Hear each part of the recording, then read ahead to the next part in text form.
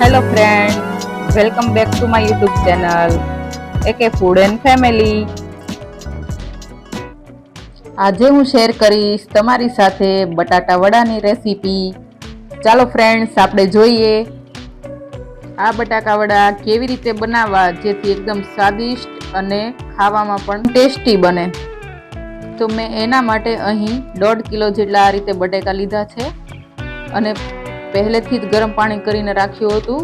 તો કુકરની અંદર હવે હું બધા જ બટેકા એડ કરી દઈશ. હવે તેની અંદર સ્વાદ અનુસાર મીઠું નાખીશ અને કુકરનું ઢાંકણ બંધ કરી બાફી લઈશું. હવે ત્યાં સુધીમાં આપણે અહીં ગ્રીન ચટણી બનાવી લઈએ.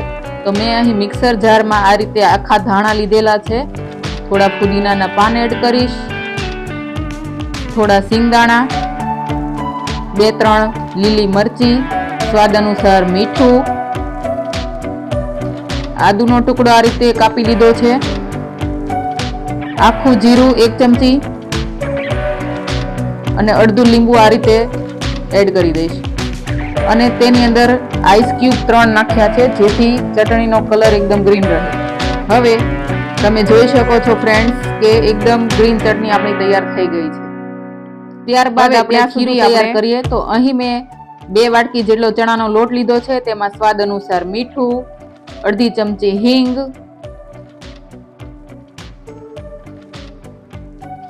અજમો 1 ચમચી અને તેની અંદર આ રીતે થોડું થોડું પાણી એડ કરતા જઈ અને વિસ્કરની મદદથી આપણે ડો તૈયાર કરી લઈશું.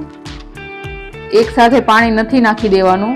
આવી રીતે થોડું થોડું જ પાણી ચણાના લોટમાં એડ કરવાથી એકદમ આપણું બેટર સરસ બનશે. તો તમે જોઈ શકો છો આ રીતે આપણે બેટરની કન્સિસ્ટન્સી રાખવાની છે. તો હવે અહીં મેં આ બાફેલા બટેકા સાઈડ ઉપર રાખ્યા હતા તેને આપણે મેશરની મદદથી મેશ કરી લઈશું અને વડા માટેનો માવો તૈયાર કરીશું. અહીં આપણે વઘાર માટે 2 ચમચી જેટલું તેલ એડ કર્યું છે. હવે તે ગરમ થાય એટલે તેની અંદર અડધી ચમચી રાઈ, અડધી ચમચી જીરું, થોડા લીમડાના પાન, 5 ચમચી હળદર, 5 ચમચી હિંગ અને આદુ મરચાની પેસ્ટ ઉમેરી મિક્સ કરી લઈશું. આવી રીતે વઘાર કરીને માવામાં એડ કરવાથી વડાનો ટેસ્ટ એકદમ સરસ આવે છે. હવે તેની અંદર આપણે આ બટાકાનું મેશર રાખેલું હતું તે મિક્સ કરી લઈએ.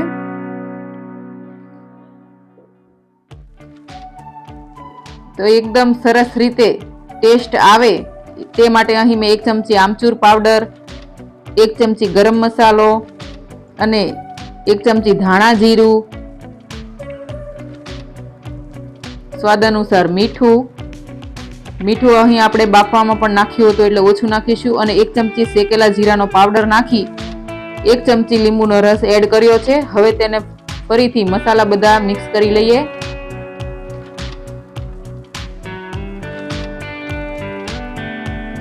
હવે આ મિક્સરની અંદર 1 ચમચી જેટલું લાલ મરચું પાવડર અને લીલા ધાણા થોડા એડ કરીને બરાબર મિક્સ કરી લઈએ. તો તૈયાર છે હવે આપણો વડા માટેનો માવો. તો મેં પહેલા અહીં તેલવાળા હાથ કરી લીધા છે. પછી આ રીતે આપણે ગોળ ગોળ ગોટા બનાવવાના છે. આવી રીતે મેં બધા જ ગોટા તૈયાર કરીને રાખી લીધા છે. તો અહીં મેં તેલ ગરમ કરવા પણ રાખી લીધું હતું, તે પણ હવે ગરમ થઈ ગયું છે.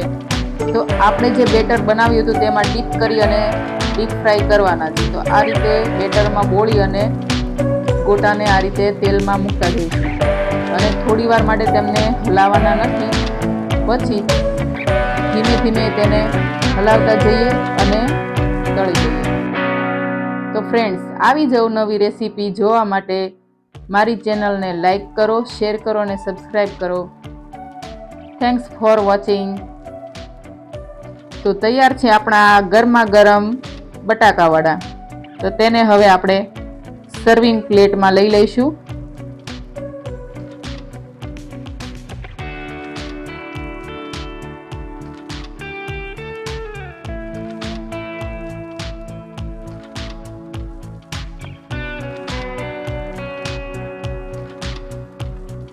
તો તમે જોઈ શકો છો ફ્રેન્ડ્સ, તૈયાર છે આપણા ગરમા ગરમ આ બટાકા વડા।